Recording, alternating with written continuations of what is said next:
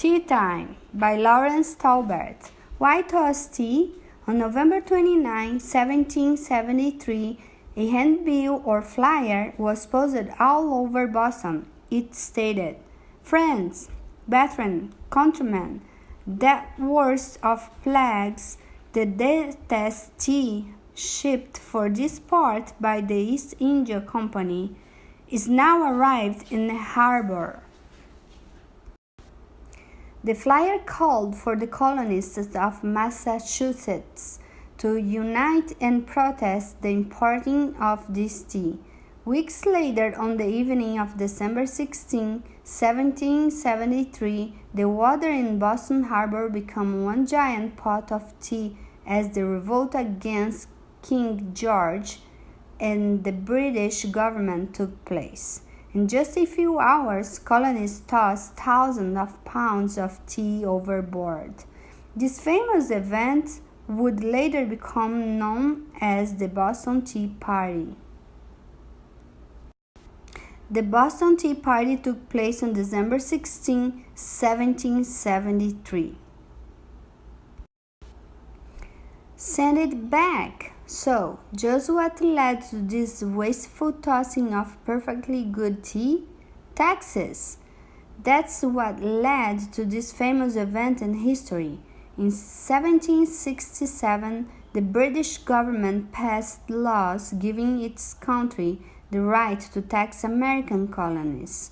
The colonists protested that, with no one to represent them in England, they had no say in how they were being governed, what items were to be taxed, and how the tax money would be spent. In the end, the British government dropped all the taxes, except for the one on tea, the beloved drink of British people and American colonists alike. Drinking tea was a custom that had traveled to the new land with the American colonists. Even before the Boston Tea Party, the stiff taxes placed on tea by the British government led many colonists to boycott tea altogether. However, King George III was certain that the colonists could not hold to their boycotts and tea replacements for long. He continued to send ships filled with tea, and he expected the colonists to pay the required taxes. When 3 ships filled with tea arrived in Boston around early December 1773, the colonists had finally had enough and refused to pay the tax. They called for the tea to be sent back. Town meetings were called to devise measures for getting rid of this annoyance. According to Samuel Cooper, a Boston Tea Party participant, despite repeated requests, Governor Hutchinson of the Massachusetts Bay Colony refused to send the tea back to England. Instead, he insisted that the tea be unloaded and the tax paid by midnight, December 16. If not, he would force the unloading of the tea with the use of warships and cannons to prove his points. He ordered 2 ships to stand guard at the entrance to Boston Harbor. No ships could leave the harbor without his permission. Town meetings were called to decide what should be done with the tea being held on board 3 ships in the harbor. Many of more outspoken Bostonians felt that the governor's refusal to send the tea back to England left them few options. On December 16, 1773, Samuel Adams, a leader known for organizing protests against the British government, announced to those at a special town meeting, "This meeting can do no more to save the country." Were his words a signal that the time had come for action? A group of men at the meeting hollered and whooped a war cry, Groups of men marched down to Griffin's Wharf in disguise. Hundreds of onlookers followed to watch events unfold. Samuel Adams encouraged his fellow colonists to protest the tax on tea.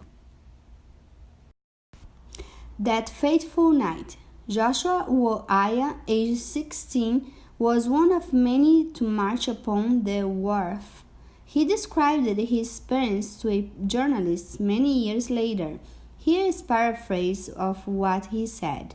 I had but a few hours' warning of what was intended to be done.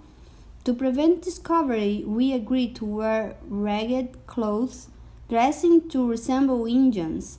Our most intimate friends among the spectators had not the least knowledge of us. At the appointed time, we met in an old building at the head of the wharf, and fell in one after another, as if by accident, so as not to excite suspicion. We boarded the ship moored by wharf, and our leader ordered the captain and crew to open the hatchways and hand us the hoisting tackle and rope, assuring them that no harm was intended them.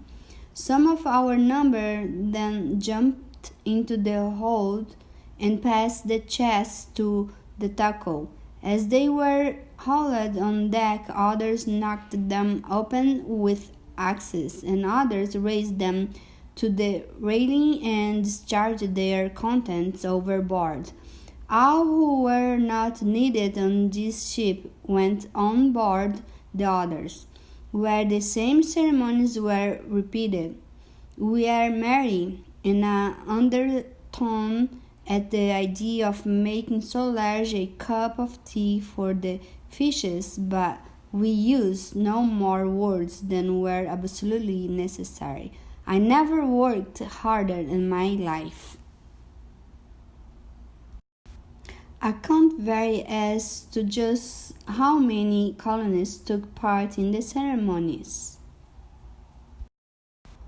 Quietly and swiftly, the chests of tea were dumped into the harbor. George Hughes, a Boston shoemaker, also joined in. Over 50 years after the event, Hughes recalled that night. It was now evening, and I immediately dressed myself in the costume of an Indian, equipped with a small hatchet and a club.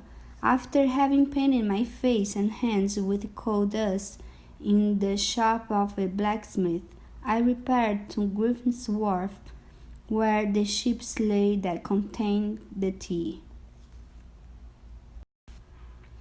When I first appeared in the street after being thus disguised, I fell in with many who were dressed, equipped, and painted as I was, and who fell in with me and marched in order to the place of our destination.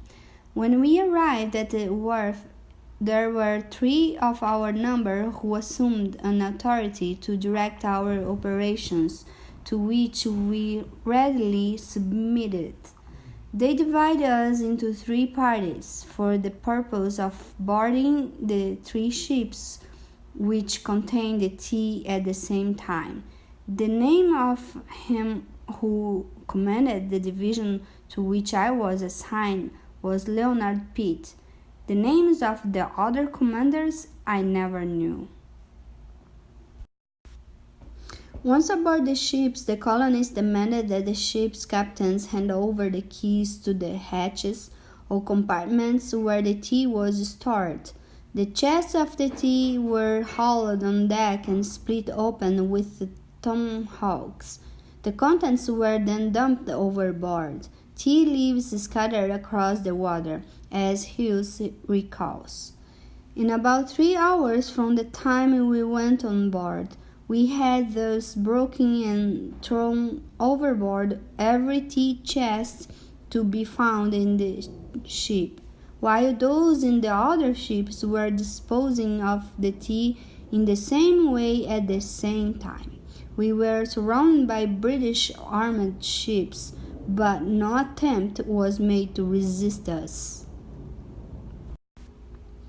The following day, tea leaves could still be seen floating in the harbor. Colonists in rowboats beat the tea with their paddles until they were certain the tea would be of no use for drinking.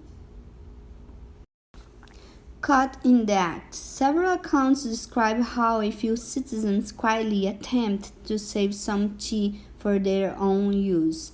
With the hopes that no one was looking, they filled their coat pockets with the precious leaves. However, their deeds were soon discovered, and their pockets emptied of the tea. With a few swift kicks as punishment, these citizens were sent on their way. King George III ruled Britain during the time of the Boston Tea Party. Standing up to the king despite the pounds of tea destroyed on the evening of December 16, 1773, the disguised colonists did no other damage to the ships or the people aboard them. Overall, it was a peaceful protest meant to send a strong message to King George and the British government. Here's how Hughes recalled the conclusion to the event. When they quietly retired to our several places of residence without having any conversation with each other or taking any measures to discover who were our associates, nor do I recollect of our having had the knowledge of the name of a single individual concerned in that affair, except that of Leonard Pitt. There appeared to be an understanding that each individual should volunteer his service, keep his own secret, and risk the consequence for himself. The days and nights that followed this event were more quiet in Boston.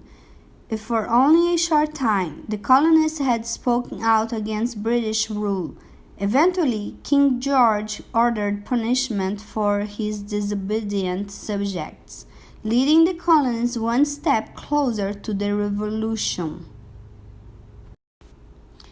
For many days after historic protests, the streets of Boston were quiet and orderly.